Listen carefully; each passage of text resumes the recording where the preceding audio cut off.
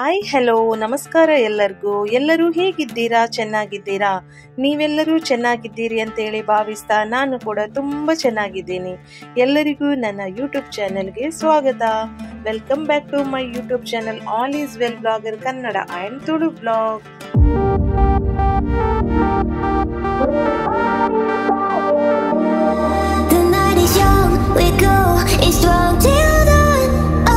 Friends, ಇವತ್ತು ನಾನೊಂದು super ಆಗಿರೋ ರೆಸಿಪಿನ ನಿಮ್ಮ ಜೊತೆ ಶೇರ್ ಮಾಡಬೇಕು ಅಂತೇಳಿ ಅಂದ್ಕೊಂಡಿದ್ದೀನಿ.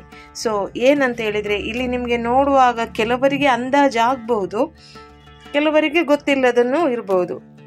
ಸೊ ನಾನಿವತ್ತು ನಿಮಗೆ ಒಂದು ಒಳ್ಳೆ ಅಂದರೆ ಸಂಜೆ ಈವ್ನಿಂಗ್ ಟೈಮಲ್ಲಿ ನಮಗೆ ಏನಾದರೂ ಮಾಡಿ ತಿನ್ನಬೇಕು ಅದು ಇದು ಅಂತೇಳಿ ಅನಿಸುತ್ತೆ. ಹಾಗೆ ಮಕ್ಕಳಿಗೆಲ್ಲ ಸ್ನ್ಯಾಕ್ಸ್ ಏನಾದರೂ ಮಾಡಬೇಕು ಅಂತೇಳಿ ಅನಿಸುತ್ತೆ. ಸೊ ಆವಾಗ ಈ ರೆಸಿಪಿನ ನಾವು ಮನೆಯಲ್ಲಿ ಟ್ರೈ ಮಾಡ್ಬೋದು. ಹಾಗೆ ಇದನ್ನು ಮಂಗಳೂರು ಬಜ್ಜಿ ಅಂತಲೂ ಹೇಳ್ತಾರೆ. ಇವಾಗ ನಿಮಗೆ ಕರೆಕ್ಟಾಗಿ ಗೊತ್ತಾಗಿರ್ಬೋದಲ್ಲ. ಹೌದು, ಇವತ್ತು ನಾನು ಮಂಗಳೂರು ಗೋಳಿ ಬಜೆ ಮಾಡ್ತಾ ಇದ್ದೀನಿ. ಸೊ ಈ ಮಂಗಳೂರು ಗೋಳಿ ಬಜೆ ನಾನು ಮನೆಯಲ್ಲಿ ಯಾವ ಥರ ಮಾಡ್ತೀನಿ ಅನ್ನೋದನ್ನು ನಿಮ್ಮ ಜೊತೆ ಶೇರ್ ಮಾಡ್ತೀನಿ. ಹಾಗಾದರೆ ಕ್ವಿಕ್ಕಾಗಿ ಈ ಮಂಗಳೂರು ಬಜ್ಜಿನ ಯಾವ ಥರ ಮಾಡೋದು ಅಂತೇಳಿ ಒಂದು ಸಲ ನೋಡ್ಕೊಂಡು ಬನ್ನಿ. ಹಾಗೆ ಇನ್ನೊಂದು ಹೇಳೋದಾದರೆ, ನನ್ನ ಚಾನಲನ್ನು ಇನ್ಯಾರು ಸಬ್ಸ್ಕ್ರೈಬ್ ಮಾಡಿಲ್ಲ ನೋಡಿ, ಪ್ಲೀಸ್ ಎಲ್ಲರೂ ಸಬ್ಸ್ಕ್ರೈಬ್ ಮಾಡಿ. ಹಾಗೆ ಅಲ್ಲೇ ಹತ್ತಿರ ಇರುವ ಬೆಲ್ ಐಕಾನನ್ನು ಪ್ರೆಸ್ ಮಾಡಿದರೆ ನಂದು ಯಾವುದೇ ವಿಡಿಯೋ ಹಾಕಿದ್ರು, ನಾನು ಅಪ್ಲೋಡ್ ಮಾಡಿದ್ರು ನಿಮಗೆ ಅದರ ನೋಟಿಫಿಕೇಶನ್ ಬರುತ್ತೆ. ಹಾಗೆ ಈ ವಿಡಿಯೋನ ಆದಷ್ಟು ಎಲ್ಲರಿಗೂ ಶೇರ್ ಮಾಡಿ. ಹಾಗೆ ನನ್ನನ್ನು ಫೇಸ್ಬುಕ್ ಹಾಗೆ ಇನ್ಸ್ಟಾಗ್ರಾಮ್ ಐಡಿಯಲ್ಲಿ ಇನ್ಯಾವುದೂ ಇಲ್ಲ ನೋಡಿ, ಪ್ಲೀಸ್ ಎಲ್ಲರೂ ಫಾಲೋ ಮಾಡಿ ಆಯಿತಾ. ಇದು ನನ್ನ ಹಂಬಲ್ ರಿಕ್ವೆಸ್ಟ್. ಈ ವಿಡಿಯೋ ನಿಮ್ಗೆಲ್ಲರಿಗೂ ಇಷ್ಟ ಆಗಿದ್ರೆ ಒಂದು ಲೈಕ್ ಕೊಡಿ. ಹಾಗಾದರೆ ಬನ್ನಿ ಈ ವಿಡಿಯೋನ ಸ್ಟಾರ್ಟ್ ಮಾಡುವ. ಇಲ್ಲಿ ನೋಡೋದಾದರೆ, ಮಂಗಳೂರು ಬಜ್ಜಿ ಮಾಡೋದಕ್ಕೆ 1 ಕಪ್ ನಾನು ಮೊಸರು ತೊಗೊಂಡಿದ್ದೀನಿ. ಹಾಗೆ ಒಂದು 3 ಮೆಣಸಿನ್ಕಾಯಿ ತೊಗೊಂಡಿದ್ದೀನಿ, ಅದನ್ನು ಸಣ್ಣದಾಗಿ ಹೆಚ್ಚಿಟ್ಕೊಂಡಿದ್ದೀನಿ. ಹಾಗೆ ಒಂದು ಅರ್ಧ ಇಂಚಷ್ಟು ಶುಂಠಿ ತಗೊಂಡಿದ್ದೀನಿ, ಅದನ್ನು ಕೂಡ ಸಣ್ಣದಾಗಿ ಕಟ್ ಮಾಡಿಟ್ಕೊಂಡಿದ್ದೀನಿ. ಸ್ವಲ್ಪ ಕರಿಬೇವು ಸೊಪ್ಪು ತೊಗೊಂಡಿದ್ದೀನಿ, ಅದನ್ನು ಕೂಡ ಸಣ್ಣದಾಗಿ ಕಟ್ ಮಾಡಿಟ್ಕೊಂಡಿದ್ದೀನಿ. ಆಮೇಲೆ ಸ್ವಲ್ಪ ಕೊತ್ತಂಬರಿ ಸೊಪ್ಪು, ಹಾಗೆ 1 ಸ್ಪೂನ್ ಆಗುವಷ್ಟು ನಾನು ಜೀರಿಗೆ ತೊಗೊಂಡಿದ್ದೀನಿ. 1 ಕಪ್ ಮೊಸರು ತೊಗೊಂಡಿದ್ದೀನಲ್ವಾ, ಅದೇ 1 ಕಪ್ಪಲ್ಲಿ ಮೆಜರ್ಮೆಂಟಿಗೆ ನಾನಿಲ್ಲಿ ಒಂದು ಕಪ್ ಮೈದಾ ತೊಗೊಂಡಿದ್ದೀನಿ.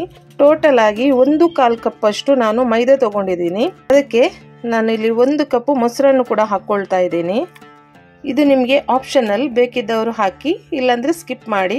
ನಾನು ಹಾಗೆ ಸ್ವಲ್ಪ ಕಲರಿಂಗ್ ಇರಲಿ ಅಂತೇಳಿ ಹಾಕ್ತಾ ಇದ್ದೀನಿ. ಸ್ವಲ್ಪ ಅರಶಿನ ಹಾಕ್ಕೊಂಡೆ.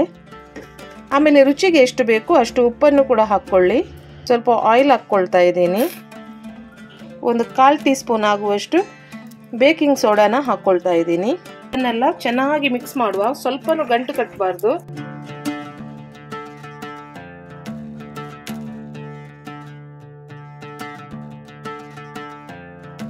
ಇವಾಗ ಸ್ವಲ್ಪನೇ ನೀರು ಸೇರಿಸ್ತಾ ಹೋಗುವ.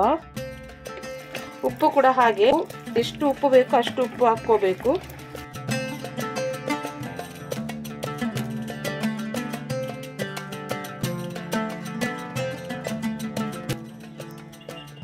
ನೋಡಿ ಫ್ರೆಂಡ್ಸ್, ಅದಕ್ಕೆ ನಾನು ಕಲಸಿಟ್ಕೊಂಡಿದ್ದೀನಿ. ಇದನ್ನು ನಾನೊಂದು 1 ಗಂಟೆ ಆದರೂ ನಾನು ಹಾಗೇನೆ ಬಿಡ್ತೀನಿ. ಅಂದರೆ ಇದನ್ನು ಮುಚ್ಚಳ ಮುಚ್ಚಿ 1 ಗಂಟೆ ಬಿಡ್ತೀನಿ. ನೀವು ಬೇಕಿದ್ರೆ ಅರ್ಧ ಗಂಟೆ ಕೂಡ ಬಿಡ್ಬೋದು, ಹಾಗೆ ಇಲ್ಲ ಅಂದರೆ 20 ನಿಮಿಷ ಕೂಡ ಬಿಡ್ಬೋದು, ನೋ ಪ್ರಾಬ್ಲಮ್. ಸೊ ಇದನ್ನೆಲ್ಲ ಮಿಕ್ಸ್ ಮಾಡುವಂಗಿಲ್ಲ. 1 ಅವರ್ ಆದಮೇಲೆ ಇದನ್ನೆಲ್ಲ ಹಾಕಿ ಒಮ್ಮೆಲೆ ಗೋಳಿ ಬಜೆ ಮಾಡುವಂಥದ್ದು. ಈ ಗೋಳಿ ಬಜೆ ತಿನ್ನೋದಕ್ಕೆ ಒಂದು ಚಟ್ನಿನ ರೆಡಿ ಮಾಡ್ಕೊಳ್ತೀನಿ. ಒಂದು 1/4 ಕಪ್ ಆಗುವಷ್ಟು ತೆಂಗಿನ ತುರಿ ತಗೊಂಡಿದ್ದೀನಿ. ಅದರ ಜೊತೆ ಸ್ವಲ್ಪ ನಾನು ಕರಿಬೇವು ಸೊಪ್ಪು ಕೂಡ ತಗೊಂಡಿದ್ದೀನಿ. ಹಾಗೆ ಸ್ವಲ್ಪ ಇಲ್ಲಿ ಕೊತ್ತಂಬರಿ ಸೊಪ್ಪು, ಒಂದು 1/4 ಟೀ ಸ್ಪೂನ್ ಆಗುವಷ್ಟು ಜೀರಿಗೆ, ಒಂದು 1/4 ಟೀ ಸ್ಪೂನ್ ಆಗುವಷ್ಟು ಅರಶಿನ ಪೌಡರ್, ಹಾಗೆ ಒಂದು 2 ಮೆಣಸಿನ್ಕಾಯಿ, ಹಾಗೆ ಒಂದು ಸ್ವಲ್ಪನೇ ನೋಡಿ ಇಲ್ಲಿ ಕಾಣ್ಬೋದು ನೀವು, ಹುಣಸೆ ಹಣ್ಣು, ಇಷ್ಟನ್ನು ಸೇರಿಸಿ ಇದು 2 ಬೆಳ್ಳುಳ್ಳಿ ಎಸಳನ್ನು ಕೂಡ ಹಾಕ್ಕೊಂಡಿದ್ದೀನಿ. ಹಾಗೆ ರುಚಿಗೆ ತಕ್ಕಷ್ಟು ಉಪ್ಪು ಕೂಡ ಸೇರಿಸ್ಕೊಂಡು ಇದಕ್ಕೆ ಸ್ವಲ್ಪ ನೀರನ್ನು ಆ್ಯಡ್ ಮಾಡಿಕೊಂಡು ಒಂದು ತರಿಯಾಗಿ ರುಬ್ಕೊಂಡು ತರ್ತೀನಿ. ನೋಡಿ, ನಾನು ಅದಕ್ಕೆ ರುಬ್ಕೊಂಡು ತಂದಿದ್ದೀನಿ. ನಿಮಗೆ ಕೆಲವರಿಗೆ ದಪ್ಪ ಅಂದರೆ ನೀರು ಏನು ಸೇರಿಸೋದು ಬೇಡ, ದಪ್ಪ ಚಟ್ನಿನೇ ಬೇಕಂತ ಹೇಳಿದರೆ ಹಾಗೇನೂ ಮಾಡ್ಬೋದು.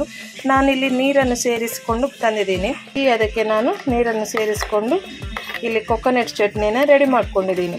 ಇದರ ಜೊತೆ ಗೋಳಿ ಬಜೆಯನ್ನು ತಿನ್ನೋದಕ್ಕೆ ತುಂಬಾ ಟೇಸ್ಟಿಯಾಗಿರುತ್ತೆ. ಇದು ಇವಾಗ 1 ಅವರ್ ಆದಮೇಲೆ ನೋಡಿ ಹಿಟ್ಟು ಸ್ವಲ್ಪ ಮೇಲೆ ಬಂದಿದೆ. ಹಾಗೆ ಒಂದು ಬಾಣಲೆಗೆ ಎಣ್ಣೆ ಹಾಕಿದ್ದೀನಿ. ನಾನು ಯಾವಾಗಲೂ ಮನೆಯಲ್ಲಿ ಕಡಲೆ ಎಣ್ಣೆ ಅಥವಾ ಕೊಕೊನಟ್ ಆಯಿಲನ್ನೇ ಯೂಸ್ ಮಾಡೋದಂತೇಳಿ ಹೇಳ್ತೀನಲ್ವಾ. ಸೊ ಇವತ್ತು ನಾನು ಕಡಲೆ ಎಣ್ಣೆಯಲ್ಲಿ ಗೋಳಿ ಬಜೆ ಮಾಡ್ತಾ ಇದ್ದೀನಿ. ಸೊ ಇದು ಇವಾಗ ಬಿಸಿ ಆಗ್ತಾ ಇದೆ. ಆವಾಗ ನಾನು ಏನೆಲ್ಲ ಇಂಗ್ರೀಡಿಯೆಂಟ್ಸ್ ತೋರಿಸಿದೆ ನೋಡಿ, ಅದನ್ನೆಲ್ಲ ಇದಕ್ಕೆ ಹಾಕ್ತಾ ಇದ್ದೀನಿ. ಜೀರಿಗೆ, ಹಾಗೆ ನಿಮ್ಮ ಹತ್ರ ಹೇಳಲಿಕ್ಕೆ ಮರೆತೋಯ್ತು, ಇಲ್ಲಿ ನಾನು ಸ್ವಲ್ಪ ಓಂ ಕಾಳನ್ನು ನೋಡಿ ಈ ಥರ ಕ್ರಷ್ ಮಾಡಿ ಹಾಕ್ತಾ ಇದ್ದೀನಿ. ಅದರ ಜೊತೆ ಸ್ವಲ್ಪ ಕೊತ್ತಂಬರಿ ಸೊಪ್ಪನ್ನು ಕೂಡ ಹಾಕ್ತಾ ಇದ್ದೀನಿ, ಹಾಗೆ ಕರಿಬೇವು ಸೊಪ್ಪನ್ನು ಕೂಡ ಹಾಕ್ಕೊಳ್ತಾ ಇದ್ದೀನಿ. ಇಲ್ಲಿ ಕಟ್ ಮಾಡಿಟ್ಟಂತಹ ಶುಂಠಿ ಕೂಡ ಹಾಕ್ತಾ ಇದ್ದೀನಿ. ಅದರ ಜೊತೆ ಮೆಣಸಿನಕಾಯಿಯನ್ನು ಕೂಡ ಹಾಕ್ಕೊಳ್ತಾ ಇದ್ದೀನಿ. ಹಾಗೆ ಇದಕ್ಕೆ ನಾನು ಒಂದು ಅರ್ಧ ಸ್ಪೂನ್ ಆಗುವಷ್ಟು ಸಕ್ಕರೆ ಕೂಡ ಹಾಕಿದ್ದೆ ಆವಾಗ. ಇವಾಗ ಇಲ್ಲಿ ಈ ಥರ ಮಿಕ್ಸ್ ಮಾಡಬೇಕು.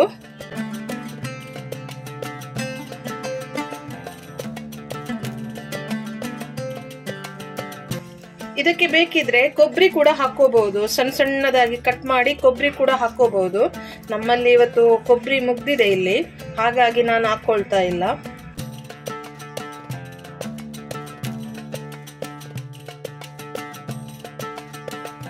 ಈಗ ಇಲ್ಲಿ ನೋಡೋದಾದ್ರೆ ಎಣ್ಣೆ ಬಿಸಿ ಆಗ್ತಾ ಇದೆ. ಈಗ ನೋಡಿ ಬಿಸಿಯಾಗಿದೆ ಇಲ್ವಾ ಅಂತೇಳಿ ಒಂದ್ಸಲ ಚೆಕ್ ಮಾಡುವ. ನೋಡಿ ಈ ತರ ಮೇಲೆ ಬಂದ್ರೆ ಎಣ್ಣೆ ಬಿಸಿಯಾಗಿದೆ ಅಂತೇಳಿ ಅರ್ಥ. ಇವಾಗ ಈ ಹಿಟ್ಟನ್ನು ಸ್ವಲ್ಪನೇ ನೋಡಿ ಈ ತರ ಕೈಯಲ್ಲಿ ಹೀಗೆ ಇದು ಮಾಡಿ ಸ್ವಲ್ಪನೇ ಹಿಟ್ಟನ್ನು ಹಾಕೊಳ್ಳುವ.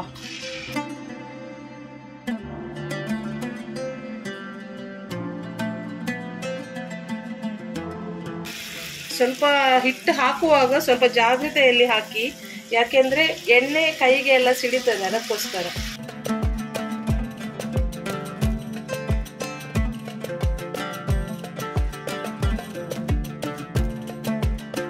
ಹಾಗೆ ಇದು ಹಾಕಿದ್ಮೇಲೆ ಗ್ಯಾಸ್ ಸ್ಟವ್ ಫ್ಲೇಮ್ನ ಆದಷ್ಟು ಮೆಲ್ಲ ಇಡಿ.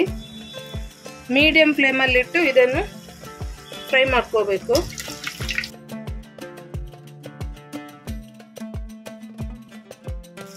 ಹಿಟ್ಟೆಲ್ಲ ಚೆನ್ನಾಗಿ ಉಬ್ಬಿ ಬರ್ತಾ ಇದೆ.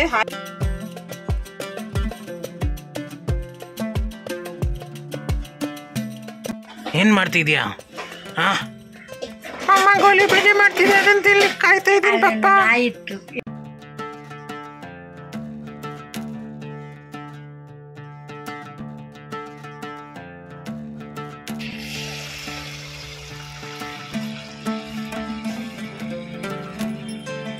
ನೋಡಿ ಕೊನೆಯದಾಗಿ ನೋಡಿ ಫ್ರೆಂಡ್ಸ್, ಎಷ್ಟು ಚೆನ್ನಾಗಿ ರೆಡಿ ಆಯಿತು ಅಂತ ಹೇಳಿ. ತುಂಬ ಕ್ರಿಸ್ಪಿಯಾಗೂ ಕೂಡ ಬಂದಿದೆ. ಸೊ ನೀವು ಕೂಡ ಮನೆಯಲ್ಲಿ ಒಂದ್ಸಲ ಟ್ರೈ ಮಾಡಿ ಆಯಿತಾ. ಹಾಗೆ ರುಚಿ ಹೇಗಿತ್ತು ಅಂತೇಳಿ ನನಗೆ ಹೇಳಿ. ಇದನ್ನು ಈ ಕೊಕೊನಟ್ ಚಟ್ನಿ ಜೊತೆ ಡಿಪ್ ಮಾಡಿ ತಿನ್ನಬೇಕು ನೋಡಿ, ತುಂಬಾ ಟೇಸ್ಟಿ ಆಗುತ್ತೆ. ಸೊ ಈ ಥರ ಡಿಪ್ ಮಾಡಿ ತಿನ್ನಬೇಕು. ಸೊ ನೆಕ್ಸ್ಟ್ ನಾನು ಇನ್ನೊಂದು ವಿಡಿಯೋದಲ್ಲಿ ಸಿಗ್ತೀನಿ ನಿಮಗೆ. ಅಲ್ಲಿವರೆಗೂ ನಿಮಗೆಲ್ಲರಿಗೂ ಟಾಟಾ, ಬಾಯ್ ಬಾಯ್, ಲವ್ ಯು, ಟೇಕ್ ಕೇರ್.